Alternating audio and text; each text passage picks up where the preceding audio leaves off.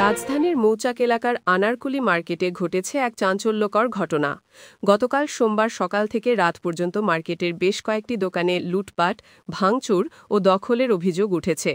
সবচেয়ে গুরুতর বিষয় হল একাধিক দোকানদারের অভিযোগের তীর সরাসরি বিএনপির স্থানীয় নেতাদের দিকে। বিএনপির দুই গ্রুপের অভ্যন্তরীণ দ্বন্দ্বের জেরে এমন লুটপাট ও চুরির ঘটনা ঘটেছে বলে জানা গেছে।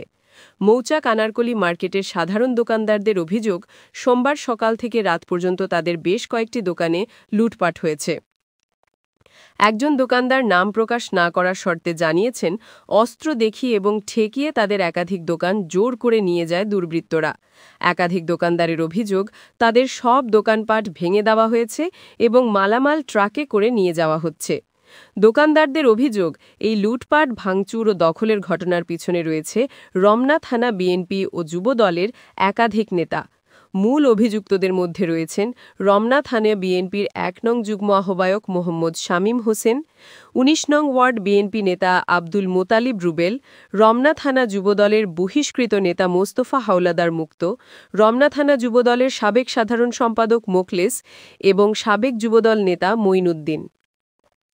অভিযোগ উঠেছে মূলত বিএনপির দুই গ্রুপের অভ্যন্তরীণ দ্বন্দ্বের জেরে এবং তাদের ইন্ধনে এসব দোকান ভাঙচুর ও মালামাল চুরি ডাকাতি করা হয়েছে। দোকানদাররা আরও অভিযোগ করেন, ঘটনার সময় পুলিশ আসলেই দুর্বৃত্তরা চুপি সরে কেটে পড়ে। তবে এই বিষয়ে জানতে চাইলে রমনা থানার ভারপ্রাপ্ত কর্মকর্তা গোলাম ফারুক জানান, বিষয়টি তাদের জানা নেই। তিনি বলেন, কেউ অভিযোগও করেছে কিনা সেটাই আপাতত বলতে পারছি না, তবে কোনো অপরাধ হলে অবশ্যই আমরা আইনগত ব্যবস্থা গ্রহণ করব। মার্কেটে এমন গুরুতর লুটপাট, ভাঙচুর ও দখলের মতো ঘটনা ঘটার পরও পুলিশের কাছে অভিযোগ না আসার বিষয়টি নিয়েও প্রশ্ন উঠেছে। রাজধানীতে বিএনপি নেতাদের বিরুদ্ধে এমন গুরুতর অভিযোগ, যেখানে এক দলের নেতারাই নিজেদের মধ্যে দ্বন্দ্বের জেরে লুটপাট ও দোকান দখলের মতো ঘটনা ঘটাচ্ছেন, তা স্থানীয় ব্যবসা এবং রাজনৈতিক অঙ্গনের জন্য এক গভীর উদ্বেগের কারণ।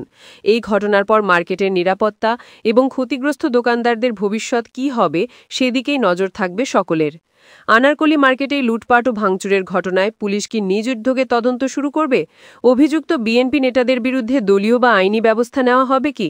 কমেন্ট বক্সে আপনার মূল্যবান মতামত জানান। ভিডিওটি ভালো লাগলে লাইক, কমেন্ট ও শেয়ার করুন। আইন শৃঙ্খলা, রাজনীতি ও গুরুত্বপূর্ণ সব খবর পেতে আমাদের চ্যানেলটি সাবস্ক্রাইব করে পাশে থাকা বেল আইকনটিতে ক্লিক করুন।